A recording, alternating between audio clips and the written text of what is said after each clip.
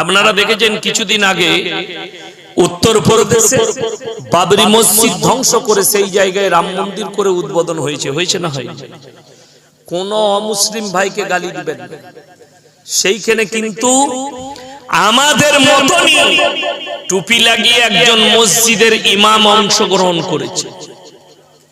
তার টুপি আছে, দাড়ি আছে, সে আবার ইমাম মসজিদের। কাদের? যারা বলে हम सुन्नी है रसूल से मोहब्बत करने वाले,